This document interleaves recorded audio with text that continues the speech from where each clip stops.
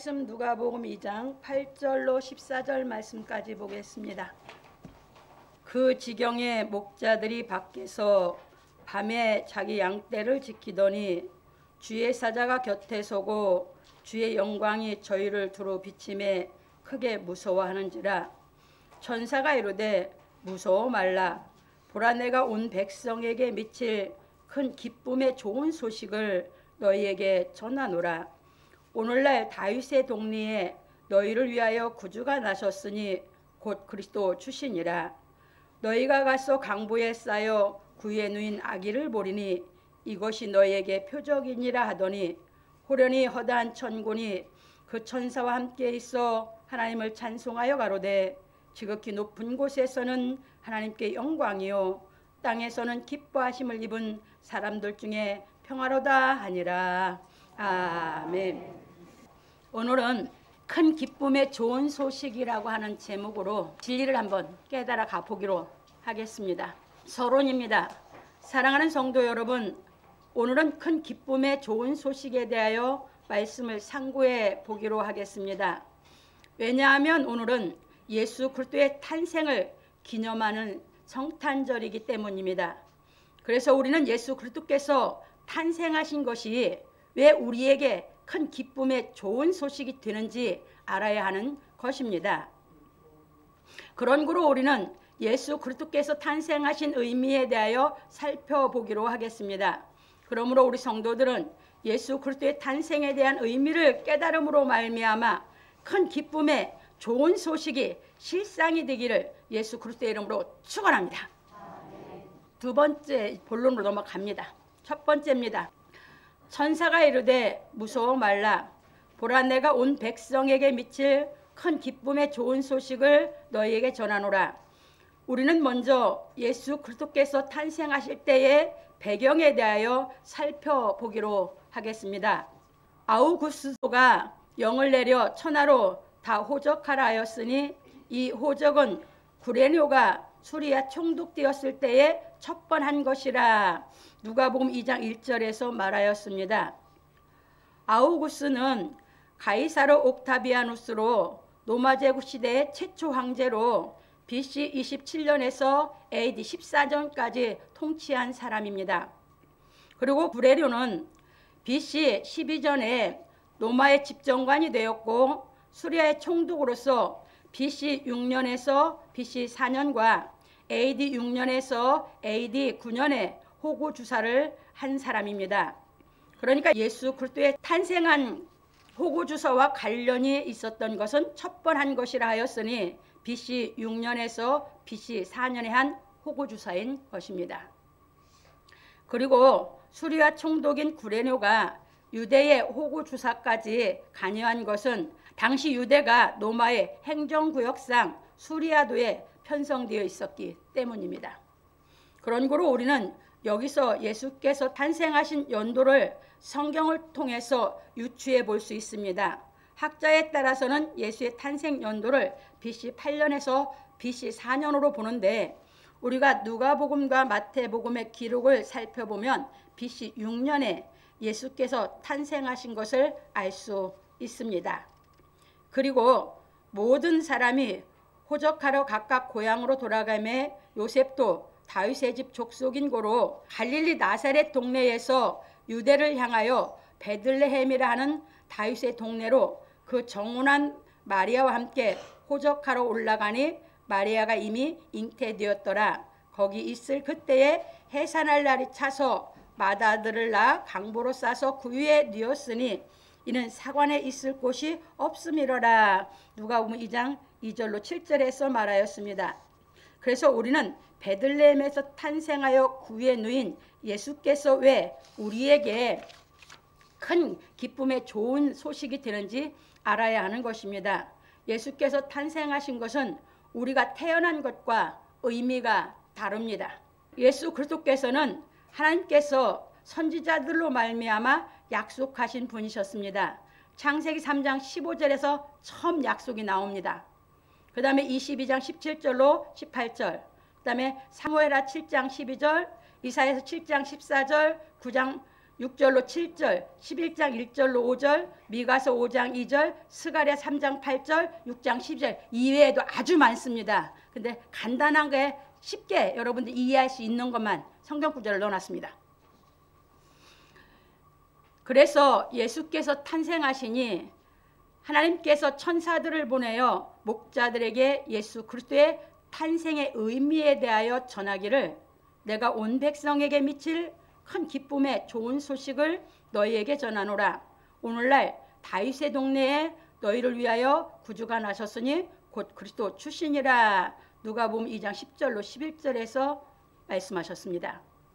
이처럼 베들레헴에서 나신 예수 그리스도께서 우리의 큰 기쁨의 좋은 소식이 되는 것은 예수 그리스도께서 우리의 구주가 되시기 때문입니다. 구주는 인류를 죄악에서 건져내실 구세주를 의미합니다. 그러므로 우리 성도들은 예수 그리스도께서 우리 마음에 구주로 탄생하시는 진리의 말씀을 깨달음으로 말미암아 우리가 하나님의 아들로 탄생한 큰 기쁨이 영혼의 충만함으로 말미암아 서로 축하하기를 예수 그리스도의 이름으로 축원합니다. 그러니까 예수 그리스도께서 이 땅에 탄생하신 것은 우리가 잘 아는 대로 이제 아우구스토가 통치할 그 시절에 탄생을 하셨어요. 이게 지금으로부터 한 2000년이 넘죠. 그런데 그 예수님이 이 땅에 오신 것이 왜 우리 인류에게 큰 기쁨의 좋은 소식이 됐느냐? 그 예수님은 우리를 구원하실 메시아로 오셨기 때문입니다. 메시아는 하나님의 아들입니다. 그래서 그분이 이 땅에 오셨는데 그러면 그분이 오신 것이 이제 우리에게 왜 기쁨의 좋은 소식이 되냐? 우리가 예수 그리스도가 이 땅에 오셔서 내 죄를 속해 주신 걸 깨달으면 예수 그리스도께서 지금 우리 안에 구주로 탄생하시기 때문에 큰 기쁨의 좋은 소식이 되는 것입니다. 그러면 예수 그리스도께서 내 안에 구주로 탄생하시면 내가 뭐가 됩니까? 나도 하나님의 아들이 됩니다. 그러면 예수님은 만왕의 왕이시죠. 그분이 내 안에 구주로 오셔갖고 나는 왕자로 태어난 겁니다. 하늘나라의 왕자. 그러니까 이것보다 더 기쁜 소식이 사람에게는 없습니다. 근데 못 깨달은 사람은 기쁘지 않습니다. 예수님이 구주로 내 안에 오신 것이 믿어지고 깨달아진 사람은 큰 기쁨의 소식인데 그게 아직도 본인이 못 깨닫고 있으면 성경에서는 인류에는 이미 이루어졌지만 여러분에게 실상이 안 돼서 그 기쁨이 없습니다. 그래서 크리스마스를 매년 그냥 기념하시지 마시고 그 진리를 깨달아서 예수 그리스도가 여러분의 안에 구주로 탄생하는 이 진리가 실상이 이루어져서 여러분 마음에서 큰 기쁨이 샘솟도 솟아나기를 주의 이름으로 축원합니다. 이게 됐어야 진짜 크리스마스가 이제 내 것이 된 겁니다. 크리스마스가 내 것이 됐다는 것은 내가 하나님의 아들로 태어난 것입니다. 이것이 여러분 자신에게 한번 물어보세요. 나는 하나님의 아들로 예수께서 구주로 내 안에 오셔서 나는 하나님의 아들로 탄생을 했는지 안 했는지. 안 됐다면 아직도 여러분들은 그냥 역사 속에 오신 예수 그리스도를 믿고 있는 것이에요. 진리로 내 안에 오신 구세주를 믿고 있는 게 아니에요. 그러니까 크리스마스가 내게는 실상이 안 된 거죠. 그래서 이렇게 보시면서 이제 깨달아 가 보시겠습니다. 두 번째입니다. 너희가 가서 강보에 쌓여 구유에 누인 아기를 보리니 이것이 너희에게 표적이니라. 천사가 목자들에게 큰 기쁨의 좋은 소식을 전하고 말하기를 너희가 가서 강보에 쌓여 구유에 누인 아기를 보리니 이것이 너희에게 표적이니라. 누가복음 2장 12절에서 말하였습니다. 이것이 무슨 말이냐면 우리의 구주가 되실 예수 그리스도께서 우리처럼 육신을 입고 태어나신 것이 표적이라는 것입니다. 왜냐하면 온 인류를 죄악에서 구원하려면 생명의 피로 제사를 드려야 하기 때문입니다. 그래서 하나님께서 말씀하시기를 육체의 생명은 피에 있음이라. 내가 이 피를 너희에게 주어 단에 뿌려 너의 생명을 위하여 속하게 하였나니 생명이 피에 있으므로 피가 죄를 속하느니라. 레위기 17장 11절에서 말씀하셨습니다. 여러분 생명이 어디에 있다고요? 피에. 여러분 피 없으면 죽어요. 심장 멈추면 그래서 죽어요. 왜? 생명은 피에 있기 때문에. 심장이 그 피를 보내줘야 되니까. 그러니까 우리의 생명을 속해 주려면 생명으로 대속이 필요한 것이에요. 그래서 예수님은 이 땅에 오신 것이에요. 나를 살리려고. 갑니다. 그런 고로 예수 그리스도께서는 이 말씀을 이루시려고 육신을 입고 이 땅에 오신 것입니다. 그래서 예수 그리스도께서 베들레헴에서 태어나신 것이 표적이고 십자가에서 피를 흘려 죄를 구속하시려고 죽으셨다가 사흘 만에 부활하신 것이 표적이며 승천하셨다가 진리의 성령으로 우리 마음에 구주로 임하시는 것이 표적인 것입니다.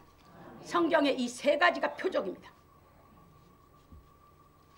그런 고로 지금도 누구든지 예수 그리스도께서 피를 흘려 내 죄를 구속하여 주신 은혜를 깨달으면 진리의 성령이 마음의 구주로 임하심으로 말미암아 예수 그리스도께서 베들레헴에서 탄생하신 의미를 확실하게 깨닫고 믿을 뿐만 아니라 하나님께서 하신 일 전체를 믿고 진리의 말씀을 하나하나 깨달아 확증하며 장성해가는 것입니다.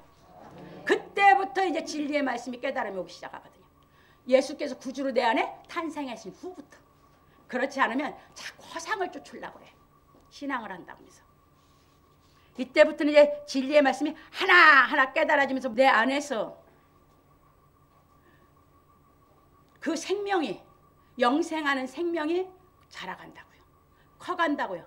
그 생명이 커가면서 내 좁아 빠지고 낮아 빠진 마음을 키워갑니다. 그래서 마음이 커가는 것이 신앙입니다. 종재기 같은 그 마음, 그 생명은 거기에 살 수가 없거든. 그게 자꾸 깨버리고 커가는 것입니다. 그래서 하나하나 깨달아서 말씀이 내 양식이 돼서 그냥 내 것이 된 거예요. 내 거. 내 것이 돼서 나를, 내 적은 마음을 다 자꾸 깨면서 자라갑니다. 갑니다. 그래서 강보에 쌓여 구유에 누인 아기가 목자들에게 표적이었듯이 지금은 진리의 성령으로 내 안에 임하신 구주께서 강보에 쌓여 있는 것이 우리에게 표적인 것입니다. 욥기서 38장 9절 가면 하나님께서 그 욥이 얘기할 때 그 얘기를 하거든요. 하나님은 구름을 의복으로 삼고 강보를 포대기로 삼았다고 했거든요. 강보가 뭡니까? 이 땅에 예수님이 오셨을 때 빛으로 왔는데 어둠이 깜깜한 밤에 나셨죠. 그런데 예수님만 빛이 약하죠. 빛이 깜깜하죠. 그래서 그게 강보에 있는 거예요. 포대기에 쌌다. 그건 육신적인 얘기고 영적으로는 오셨는데 빛이 약해. 그렇게 빛이 이렇게 비치는 그림을 그렇게 표현해 놓은 거예요. 그 그림을 연상하면 이해가 돼. 근데 전체가 다 깜깜해. 마찬가지 구주로 우리 안에 탄생하셨는데 여러분 마음속에 아직도 어둠이 많아서 빛이 약해. 그게 표적이요. 근데 거기서 이제 이 진리의 말씀을 하나하나 깨달아 먹어서 그 빛이 점점 강해지고 밝아져야 어둠이 내 속에 없어져야 돼요. 이게 신앙생활이에요. 그러니까 진리가 안 깨달으면 그 어둠이 안 없어져. 그 육신의 생각이 안 없어져. 그러니까 그게 예수께서 내 안에 와서 강보에 쌓여 있는 게 나에게는 표적이에요. 이제 커야 돼요. 갑니다. 그러므로 우리 성도들은 예수 그리스도께서 구주로 내 마음에 임하심으로 말미암아 내가 성령으로 탄생하였으니 하나님 아버지의 말씀을 깨달아 양육을 받음으로 말미암아 흑암의 강보를 벗고 빛의 갑옷을 입기를 예수 그리스도의 이름으로 축원합니다. 빛의 갑옷을 입어야 그게 욥기 38장에서 얘기했듯이 구름을 옷 만들었다 그랬죠? 구름은 하나님의 영광이야. 빛의 옷이야. 깨달아진 만큼 나는 빛의 옷을 입고 있는 것이야. 빛의 옷을 입은 만큼 나는 세상에 빛 노릇을 하는 것이고. 갑니다. 세 번째입니다. 호련히 허다한 천군이 그 천사와 함께 있어 하나님을 찬송하여 가로되 천사가 목자들에게 강보에 쌓여 구유에 누인 아기에 대하여 전하니 호련히 허다한 천군이 그 천사와 함께 있어 하나님을 찬송하여 가로되 지극히 높은 곳에서는 하나님께 영광이요 땅에서는 기뻐하심을 입은 사람들 중에 평화로다. 누가복음 2장 13절로 14절에서 말하였습니다. 이것이 무슨 말이냐 하면 강보에 쌓여 구유에 누인 아기를 보리니 이것이 너에게 표적이니라 하니 천군 천사가 하나님을 송축하는 노래를 부른 것입니다. 그것이 누가복음 2장 14절입니다. 지극히 높은 곳에서는 하나님께 영광이요 땅에서는 기뻐하심을 입은 사람들 중에 평화로다. 이렇게 이제 노래를 한 것입니다. 그건 하나님을 송축하는 노래입니다. 왜?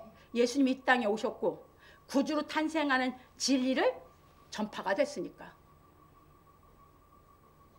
갑니다. 왜냐하면 구주 탄생의 진리로 말미암아 하나님의 아들이 탄생할 것이기 때문입니다. 그래서 예수님이 요한복음 3장 3절 7절에서 뭐라고 하셨습니까? 니고데모 만나서 사람이 거듭나지 아니하면, 성령으로 거듭나지 아니하면 하나님 나라에 볼 수 없다. 그래 니고데모가 그 말을 못 알아들었거든. 두 번째 모태에 들어갔다 나오니까 예수님이 그러니까 육으로 난 건 육이고 성령으로 난 건 영이고